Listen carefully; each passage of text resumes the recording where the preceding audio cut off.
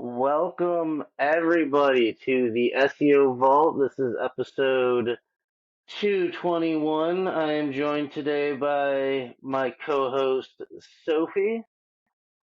Again, this is the SEO Vault. This is where we're going to analyze the recent SEO news, filter industry noise, go over what is currently working in the SERP, and keep you up to date with all that good stuff so you don't have to go searching and struggle to do it on your own. We also got some exciting updates from Web 20, and that's about it. We're going to have a good time, I think. How you doing, Sophie? Excited for the new year? Fun things to come? Yes. Any I'm big excited plans? for the annual report. That is a yearly thing. What'd you say?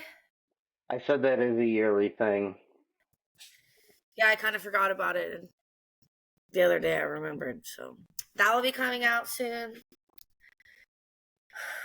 We do have a lot going on, so it makes sense that testing the report, the annual report, and then you usually do that quarterly and then every year too. Yeah. I don't know if we'll do the quarterly reports anymore now that we're almost done with the library, because the quarterly ones are a little bit too short of a time frame. Like, it'll be referencing tests that are outside of that quarter, but the annual ones will always do.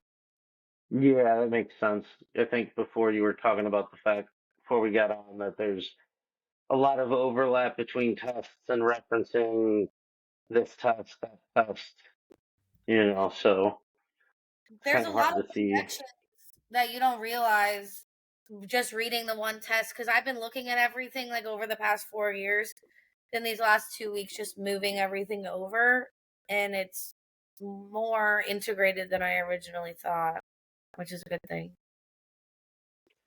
Yeah, that's why the testing library I think is going to be so huge too. um, because then people will be able to see a lot of the things that, especially I've seen, because I'm just so familiar with the test, and I've been mentioned before we got on that I'll make reference to like this test or that test where we saw this thing, and I'm kind of using that to draw conclusions about what we're seeing now. But you really don't see that unless you're really familiar with the test, and it's hard to see that with just the weekly update. So that's super exciting once that comes out. But even the annual testing report makes it much better to be able to just reference those things. So be ready for that to come out. Once it is, go grab it. I think there's we usually just a place on our site, right, where you could sign up and get all the previous Yeah, reports and everything. I'll send out an email whenever we launch it, but you'll get the most recent annual report, and then it also includes a link to just the previous year. Generally, the tests don't cross over 2 years, so we'll just Hmm. send last year's. Yeah, I mean, after a 2 year mark, where I mean, even 2 years is stretching it, but sometimes there's little things here and there, things that we'll just be looking at that we had done and we still have available 2 years later. But at the point that you've passed 2 years, and even looking at something that you did 2 years ago and how the current algorithm's affecting it, you kind of have to like retest and see how that looks like on a new implementation scale, and if it's still viable or it's um, it's funny how the algorithm has grandfathered kind of certain things into place. It seems to anyone who's been around long enough, especially like anyone who's been playing the GBP game long enough. There's these like listings that are pretty much grandfathered in and will stand the test of time. Like every time like listings get suspended, you can do like anything with these type of listings, and they'll just never get suspended.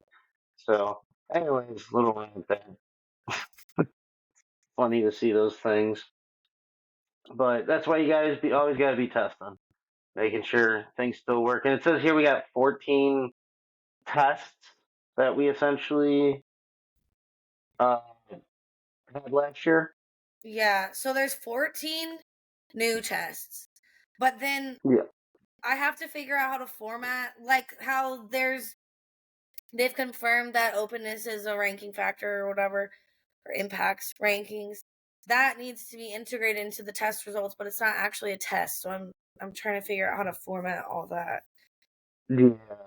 So there are other Yeah. tests, but 14 new ones. So there may be a couple other ones that are referenced in the updated annual report, but Hmm. a good Yeah, amount. no, exactly. Because those things impact like previous test sites and stuff like that. That's something I was talking to Nate about earlier too.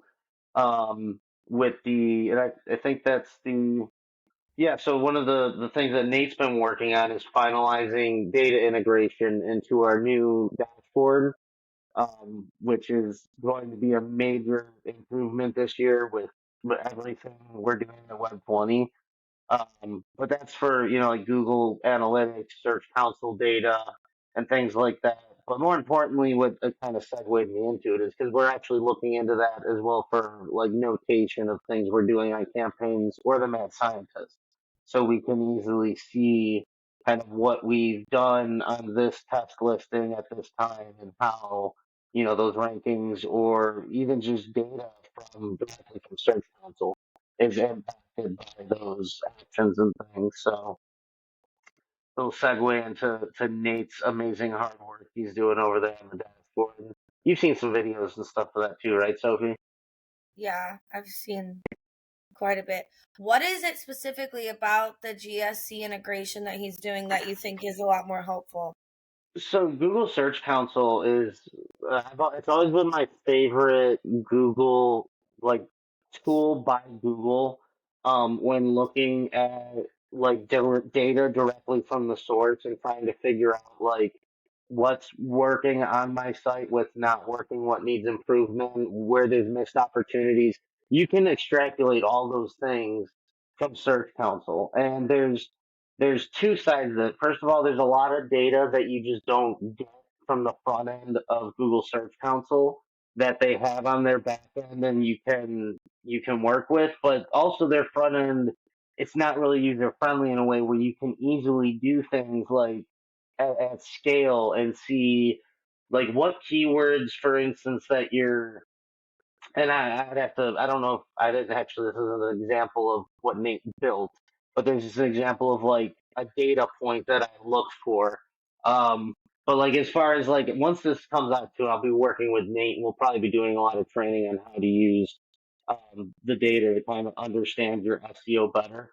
But for example, if you have a page that is getting shown in the SERPs for kind of random keywords on and off in like position 30, position 82, and then it doesn't show at all and it's got like very little impressions, but this keyword's a valuable keyword and it has high search volume, then you can look into, well, is that page, should that page be ranking for that term? Do we need to further optimize and add content and relevance to that page for the term? Do we need to make a whole new separate page with interlinking and things like that? But there's a ton of ways, and especially like when you look at blog posts on a site too. We've seen a lot of sites that will have like 500 blog posts, and there's like three that maybe perform well, and that's another thing that you can see in Search Console, and not only see well like in analytics where you can see well which blog posts get the most traffic, but you can specifically see what Google is showing each one of those blog posts for in Google, on a general scale. And that type of insight has always been more valuable for me than like a SERP tracker or even Google Analytics. But being able to extrapolate that data and organize it in a way that's helpful to look at and understand, that's probably the biggest thing I got when Nate was showing me the dashboard integration layout and stuff like that. So hope I I've didn't loved overhype that too much. Search Console has always been my favorite. Yeah, I mean, I like going directly to the source for data, even though I'm also slight, uh, I'm not a conspiracy theorist, but you can't always trust the source too. So, I'm just saying. But it's best to get that directly from the source with Google, just like reverse engineering the SERPs. You know what I mean? It's the same concept. I've run whole So, campaigns without even having any sort of like using Ahrefs or anything and just using the GSC data. oh yeah, I think it's way yeah. easier. I mean, honestly, when I first got into SEO, probably the first like 3 years as an SEO, that's all I did was Google keywords and like pull everything I could from all the top ranking 5 pages and everything from their site that they were doing and document it, and then would work on my site, and then would go to Google Webmasters, not Search Console. And yeah, that's literally all I did was take stuff from the SERPs, do it on my site, and then use Google Webmasters and look at that data and just go back and forth. You know? So anyway, yeah, super exciting update for the dashboard. Annual test report. Oh, the webinar changed. When's that move till? February 26th, so it'll be 2 weeks later than we 2 weeks originally. later. That's right. Yeah. So We have a that'll sign be up about page for that, right? yeah, on the. I'll make sure Teresa shares it in the. Yeah, we'll Thing. share it in the video here. We've been including it in emails and stuff. So, and if you need it, just reach out and support. They'll have it too. So you don't have to go searching. Yeah. It should be somewhere around here if you're watching this video. And Once we menu, it'll be easier to find. yeah, we're definitely gonna have a lot of updates that'll make navigation all around better. So, are my kids screaming in the background? I think so. Okay, I couldn't tell if you could hear or not. Anyways, all right. So moving on. Oh, the Google Notes update. Well, I guess we'll kind of segue into Google News here, because we also talked about the tests, and anyone who's been following our recent tests knows that we've looked into Google Notes, and it's an interesting feature that allows people to essentially create user-generated content on about people's websites or web pages in Google SERPs. So you search in Google's app, not on the not Google.com, but on your phone in the app. You go to a website. Before you even go to the website in the SERPs, there's a button to add a note. You can type up a paragraph, a page.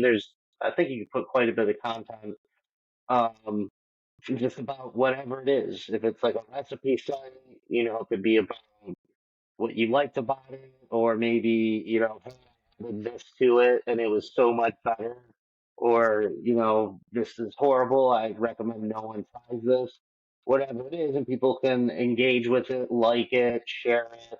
Um, I don't think there wasn't a comment feature though, right? I don't think there's a comment feature, which is interesting. I wonder if that's something that'll ever happen if they're really trying to go this kind of user-generated user engagement route.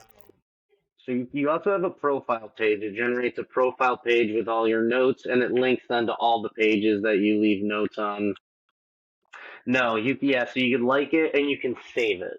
So you can save someone's note, and then you can comment your own note on the URL, obviously. Have you tried using it in the Discover part of the search? Google Discover? Like leaving notes in the Well, article. not in the article Or on. because, well, no, yeah, but it's not even in the, so yeah, it's in Discover, and Yeah. it's also in the SERPs, and it's also, if you are in Google's app, you can go to any web page on the internet and click the button and add a note for that page. Like, you don't have to find it in Discover or in the SERPs. You can navigate to any URL, well, except for the URLs that are blocked, which so far I can tell are like medical, political, financial, the your money or the life niches. It sounds like they are not allowing people to make notes on. But yeah, you can literally go to any single page in this thing here, the Google app. You can see that. And then, so Yeah. yeah, you could scroll down. I got a bunch of crypto stuff in there. Have you left a note in the Discover section yet? You haven't tried that one? Yeah, I've left them all over, so you can leave it there. The problem with the Discover section is that I can't target it, so I don't really have a way to test it if I get, you know what I mean? Like, I'm not going to track a Yeah. SERP for search engine land and leave a note on there. So I guess I haven't really been able to test it or play with that much. Um, I haven't also tested interlinking notes. I had one note account that I was already testing, like trying to put MAPs and links to other websites, and that account like got shadow banned or something. Like if I post anything now, it just goes into pending, and then like within 2 to 3 seconds, it goes to like not allowed. I could just put like I love this recipe, and it's just boom, like pending. Nope, can't do that. So they're definitely getting stricter, and that's my actually leads me right into the news point that we were going to talk about is that Google's been sending out um, statistical data for people's notes to their emails. So if I'm getting, I haven't gotten like any likes, but they're tracking the views, they're tracking the likes. I assume they're tracking saves, like if people are saving a note. I don't know where that would really get too important. Like you'd say the web page, I think would be more valuable than just someone's opinion on it. But I don't know. I guess if it was a recipe and I wanted to make sure I didn't forget about, what I wanted to do, I could save that note with the page or something. But that's they're putting a lot of emphasis on these notes. I guess is I think my point. So definitely worth the testing. We still don't have any definitive data. We saw some interesting movement on a test site that I was playing with, but also discovered some PBN links that have been built to that site. So, um, because I'm literally just going through and tracking like random sites. I'll try to find one that's like older, standard, like a stagnant kind of older business that's ranking like number 46 for Plumber City, and then go and throw it in the and then leave the note on it, and then obviously track the rankings and stuff. So we'll see what kind of results we get. And yeah, nothing in local yet either. I would be surprised if we saw an impact in local. Maybe not though. I don't know. But GeoGrid wise, we haven't seen any movement yet. Inconclusive. Yeah. But again, they're putting a lot of emphasis on it. And they're banning my account. Well, not banning, but they're stopping accounts from posting them that seem to try and be abusive in some way. So, or even slightly abusive. The fact that it won't even let me post like the phone number or The phone number the for the business, like when you yeah. said you're posting app, it was for that business. It wasn't like, oh, here's a competitor and their phone number. No, no. And I also did one on a local roofing or roofing. No, it wasn't. I think it was, what's a plumber? One of those bigger plumber chains or something. And I left the location that I got services from or whatever, just trying to leave like the name, address, and I don't even think I put the phone number. I think I just put the address because I said we're in, Nebraska, and I just picked the location of the one and then commented that, and then I was going to kind of track that location and see if there was any, but no, it just, and then that's the account that actually got like stopped. So, but that was before it got stopped. Like it was, I think the first thing I tested was the um, name, address, and phone number, and then that didn't work. And then I tested a link, a URL, and then that didn't work. And that's when I went to a new account and then tried actually, I think I had this written down. I think I just didn't put it all in the things. I don't know if it was relevant. Well, I gotta check, but specifically the just the address, the name and address was the first thing I tried on the account that got like soft banned. The one that I tried putting the full name, address, and phone number and posting a URL, that one's still leaving notes fine as long as I don't find anything tricky on it. So Mm. I don't know. Maybe they just got a really bad spam system in place. Maybe that's what I'm saying. It doesn't really make much sense, which is why it's all over. So who knows? We'll let you know if we find any correlation in data. Um, more importantly, too, I've also just gone. You can go and search. I think we shared this in the test update, right? Where you can look and see the index notes on other Yes, sites. yes. Yeah, so I've been spending time, which I could probably do an update on, just going over some of this. I mean, honestly, I didn't think about it. Just looking at those sites in Ahrefs and other places, and just looking at kind of what, like, since notes were placed, if there's a volume in notes, like just seeing if there's any kind of correlation or thing I could possibly find on that end as well. Um, but it's a lot of data, and I haven't found too many heavy notes sites yet. I'd like to find one with like 200 notes or something. That'd be interesting. When you're testing, do you see nodes in the SERPs that are just organically left? Do you see them? Yeah, you can see every note left by every person. But I mean, are you seeing like there's other genuine notes already published? Is what I'm saying. Like when you Oh, go and I've look at the SERP. seen I've seen legitimate, genuine notes. Yes, I've also seen a lot of crazy, insane things that doesn't surprise me in the slightest. But no, I actually do see people using it as like a feature. It's definitely not dead. Um, and they're probably trying to put some emphasis behind it. They probably want to get that Google app going. You know what I mean? Like, Yeah. I'm gonna lie, it's kind of cool. Discover is kind of nice, especially because if you're like me, you're sick of the Facebook feed and other things. So it's like, hey, I'll go try Google's algorithm out, see if they can shove the fun stuff that I want to see in front of me. But alrighty, yeah. Any other exciting news? Let's see. I don't know. We just talked about the notes pretty much. Yeah, we did. Yeah. Longer It, search snippets actually was from that's a kind of an old news item. yeah. It's something that people need to get used to, though, because those SERPs are going to just change drastically, and you're going to have to focus way more on the data on your website. Because people's going to, like, I've been saying for years, about 2, 3 years now, that, like, metadata and meta description and meta title are going to be depreciated along with meta keywords, like, sooner than later. Because Google's already, like, done a lot of stuff where they decide what title to put, what meta description to put, and all of that. And Google's goal is to depreciate anything that the user and developer can decide for them, in my opinion. So yeah, long as Google snippets, SERP, that's okay. Definitely keep your eyes on the SERPs if there's opportunity to get, more real estate. That's always beneficial. If there's a way, that'd be cool if there was a way to trigger longer SERP snippets. Is this, I didn't actually look into this too much. Did you check this out at all, Sophie?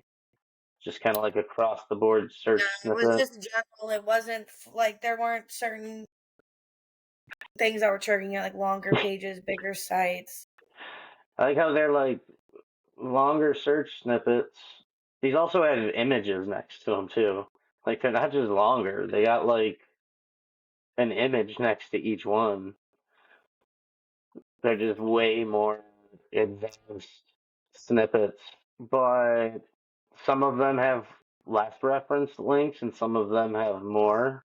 Speaking of, actually something that's not on here that I've been playing on, and not so preferred, what people would say,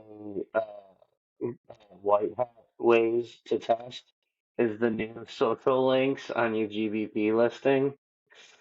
Um, like literally just trying to attach like the most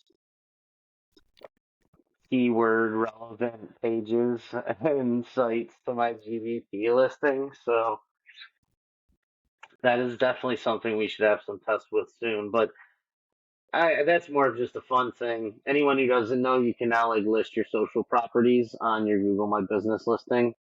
I think we talked about that on one of these updates, right, Sophie? Mm. Maybe, maybe not. Talked about it on the vault, not in a testing update. In the vault, yeah. So I'm one of the vaults, exactly. And so yeah, it was something that I noticed when I was playing around with these last tests, and So don't know what we'll find from it if it'll be any good, because I doubt anyone's gonna make like a Facebook page that is just roofing city contractors and then just like spam it with thousands of posts on roofing city contractor content and links and stuff. But You never know. it's always fun to test and see what works, and then if you can find something that really moves the needle to dig into it and understand it, that's where some of the best stuff comes from. So let's see, what else do we got? Strong volatility around New Year's. Yeah. Does it literally say the New Year's Eve algorithm update? No, they're not calling it an I update, but then know. there's the unconfirmed January 4th update that could be correlated. Yeah. I wish we had volatility trackers. Um, it's been a while actually since I've looked at what type of volatility trackers they have out there. But if we could just see like the volatility of like local keywords or like keywords that pull maps or a maps volatility tracker. There's a maps. Look at the. Hold on, let me find the one. There is a maps. I don't know if it's a volatility. So I know, yeah, so there's Oh wait, mobile. these are separate. So the New Year's Eve one was organic. The one from January 4th was local. Click on that one from January 4th. It gives us local rank flux score Okay, that's just an image. here. Learn how to calculate the local rank flux score. Local rank flux tool. It's a bright local tool. Okay, so maybe is This this. is the only tool I've ever seen that tracks local, but Yeah, and it's not even just tracking. I'm talking more like these SERP volatility trackers. Um, if I could set like one of these SERP volatility trackers to just give me the data on keywords that pull local map. I mean, specifically the map pack would be pulled too, but even just organic. But like SERP volatility, I don't honestly, I don't know exactly what they're using to calculate it. I know obviously no one has Google's data, but like if you're including a food blog and an affiliate site and a local roofer, then things being really volatile doesn't really tell me much at all. Like the internet's pretty big. So I don't know if something like that exists or not. I'm looking at this red flux thing. It's been a while since I've looked at Bright Local, to be honest with you. Let us know if you've used that tool at all. If anyone knows about it. It's that the local rank flux by Bright Local. Could be worth looking into. Google warns changes. Huh? have you never used it? I've used Bright Local. I've never No, used. the tracker. I mean, No, not this local rank flux thing. I never used Bright Locals. I mean, I've used way back in the day some of their just basic reporting and service. Um, yeah, could be cool. It's been a long time. I think also too I've been using and even us we use what's the other citation one that we use for the analysis and citation building? Not Bright Local, the other Bright Local. I Like know what you're talking about. I feel yeah, like yeah. me too. Now it's gonna bother me. Everyone's probably watching like you guys are idiots. You don't know what that is? I do. I've only said it like 10 times over the past week, probably. Shit, we were just talking about it on a call, huh? We use White Spark for White the. Spark. There you go. That's what I was trying to think of. White Spark. So yes, it was. I would used to use Bright Local. Then I found White Spark. Very short period in my history where I was kind of using both. Then I just used White Spark. Now we're with Web 20. We use White Spark, and I have no idea what's going on with Bright Local. And that's my little citation backstory for anyone who was interested on my citation tools and how we've gotten to this point. All right. And Google's warning that they're going to combat some spam. Is that what this says here? Yeah, they came out and said that there's going to be changes coming down the pipeline for all the spam we're seeing in the SERPs. I feel like that was 2 episodes ago we were talking about all the spam and I SERPs was to gonna say increase. they're probably saying that because of the bad press, because their SERPs have been getting pretty bad. It's like they started focusing on AI and local, and then like the thing started slipping elsewhere. Spam is alive and well, people. Churn and burn did not go away. That's for sure. But Google's warning you. The hammer's about to come down. So this might not be your best time to get into it, but is there ever really a good time to get into spam? Maybe some spam and eggs. I actually love me some spam and eggs. That shit's good. Ew. It's the only spam I get involved. That's the only spam I play with. Yeah. Let's be clear.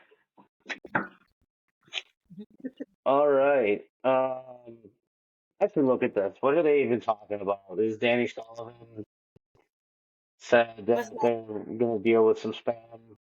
What is Danny? well, it was like a multitude of responses to tweets where they were saying there were changes coming. Hmm. Like Yet if you scroll again, yet down, again, there's the strong hand of Twitter has pushed a massive corporation to make a statement. Twitter's Uh, powerful. I know that's why Elon Musk bought it. I mean, if he wasn't just buying a social network, he was buying like platform has power. But yeah, so we were talking about the horrible spam a while, but I guess all the Twitter bullying made Google say they're coming after it now. So look out, spammers. Uh, and what else? Oh, we already went over the local update, didn't we? Yeah, It's really not that crazy of a new year for Google. Google's not for fighting Google. spam, and that's about it. Happy New Year! SERP's got a little volatile. Google's threatening spammers. That's not a bad thing though. I mean, that's just a regular day. It's like, jeez, that's nothing. That's okay. I needed a little break. Yeah, we could definitely use it. It's been 2023 was a long year, very exciting year. This year's going to be a big one too, but I think it's going to be a little more exciting on many different levels with the dashboard, and we got so many things going on now that are just awesome between the AI content tool, the dashboard, the agency partnership stuff. You know, even the webbies and stuff like the first quarter webbing we're putting together is going to be amazing. I'm looking super forward to that. So, There's a new tool they're testing too. We didn't even mention that, or we are starting to test a new tool we are starting to test. Which one? I know of like three, I think. the link, the link tool. Oh, in the dashboard, you mean? You didn't see the all caps No. messages to you. Hey, Mike, Yeah, it's in the because I dashboard. know because Mark loves to take credit for that invention and the name for it that he came up for on his own. No, so yeah, Algomatic, probably the only brand name I ever came up with that I'm proud of. And but the functionality of it, oh look at that. Everything okay, Sophie? Are they coming there? They're coming for me. Yeah, Algomatic, the idea of being able to take your top competitors' ranking page, you know, for your SERP and reverse engineer their linking strategy down to the exact anchor text, the type of links, you know, map it out over a link velocity, whether it's a month, a week, all that. It's I had a simple little spreadsheet that I built from a very convoluted doc that I wrote one day, and I used to use it actually a ton. I gave it away for free way back in the day. And then one day I gave it to Mark and he said it was worthless and it was a piece of shit. And then I showed him how to use it.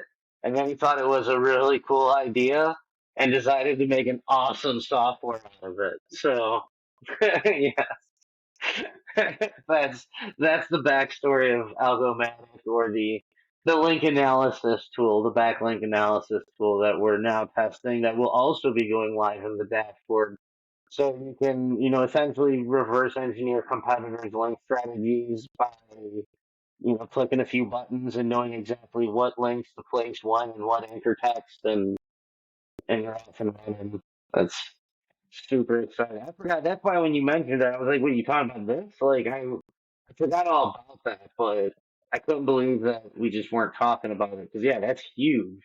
That's Man, combine that with the Google Search Console integration, and then the ability with the AI content tool to generate content. I mean, you could spin up your own backlinks and get the anchor text and find all the missed opportunity for blog posts, targeted keyword pages. Like, all of that's just going to be built into the dashboard some of it's for everyone, content tool, and some stuff will be agency partners, which I think right now is if you're spending 500 or more a month with us, right? Yeah. So if you got like one monthly client with us, then yeah, you're pretty much in the door with that one. But that's super exciting. I think I've even told Mark and Nate it's been almost like 5 years now since I've really owned and ran my own agency. Like, really, like, got leads, made sales, had a small team. And I don't know, man, with all these updates, it's been pretty enticing to open up my agency again and start hustling some of that SEO, and even throw in other things just because it's so much easier now, like web design and social media. Well, not easier, but man, I could focus on those things now with all the stuff that Web 20 is gonna have. So I don't know. Mark probably wants me to stay focused on Web 20 though. Maybe we'll partner on an agency. That's what we'll do. The Mike and Mark agency. It'll be the M&M agency. I like that. I like the name. Then you guys can both be made into little M&M people. And then we'll get sued, and it'll be one of the best publicity we can for our marketing agency. We'll actually play out that lawsuit so we can make all the money back. Not a bad idea. That's why Eminem spells his name Eminem, right? I don't know. Because Eminem is Marshall Mathers. It's Eminem, but he didn't want to get sued by the Eminem Corporation, so he spelled out Eminem. Yeah, but Eminem probably doesn't have the rights spanning over music. For But Eminem, for his he, name written out, he does. But no, M I'm and M, he didn't want to M get and sued. M Yeah, because it's all exactly. based on like the industries and the verticals they're in. Yeah, I know how that all works, but Well, if he wanted to start making food, like if he wanted to make his own, maybe he couldn't make T-shirts because Eminem the Candy yeah. made T-shirts. See, but if I even opened an agency called Starbucks and got big enough, Starbucks would sue me. Because you can sue anyone, and with enough money, you can crush someone. And it doesn't matter if you win in court. That's the Oh, fear. That's the trust me, it's real a little fear in this world. Yeah, trust me. The fear isn't being able to win in court. The fear is not being able to outspend in court when you're going up against Hershey's and M&M and and Disney and drag it things. out. Yeah, Disney. It doesn't even matter. Disney doesn't even need the rights to something. They'll shut you down, just putting you through the system for 2 decades. You know what I mean? That's that's how they like to do it. So there you go. I just ended my career with Disney before it started. You don't want to work there. I've heard horrible things. Yeah. It's pretty common around Disney. here that people work for Disney. Well, I mean, I would assume it's like the Disney capital of the country, right? Mm. So Yeah. You're surprised you're not just owned by the mouse by it. I'm surprised Disney hasn't just bought Florida. Actually, they didn't. They buy like a huge chunk of Florida.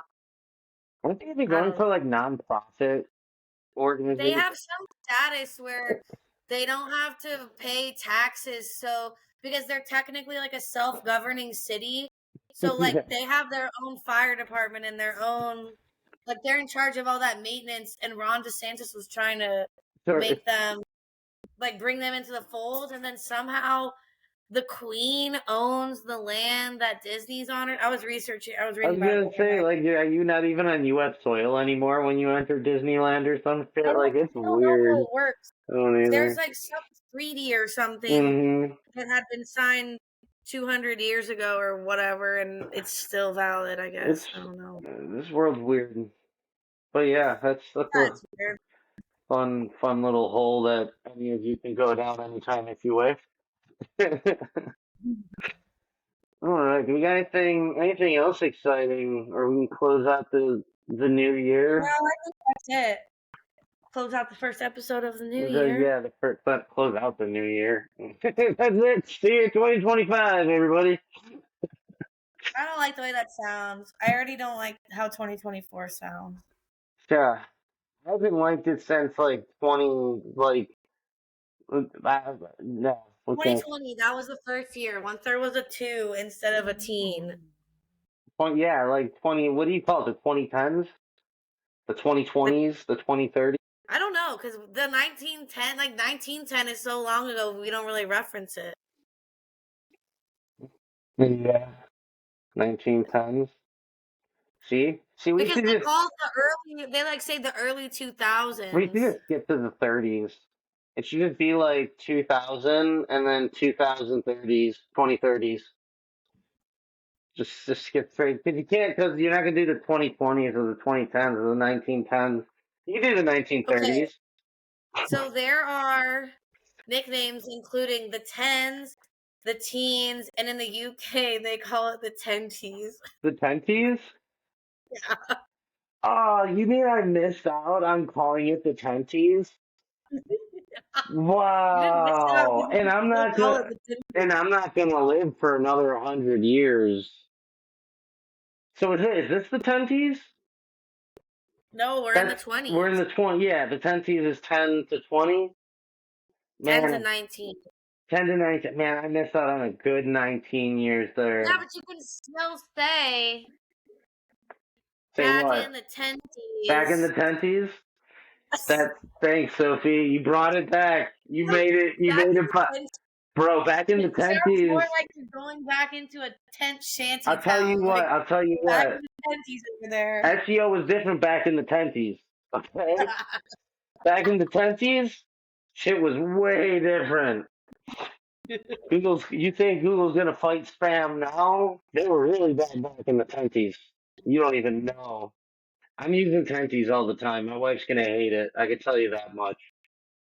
That's gonna be the word of the rest of the month. Might be even the word of the 2020s, since I missed the decade of the 10s. All right.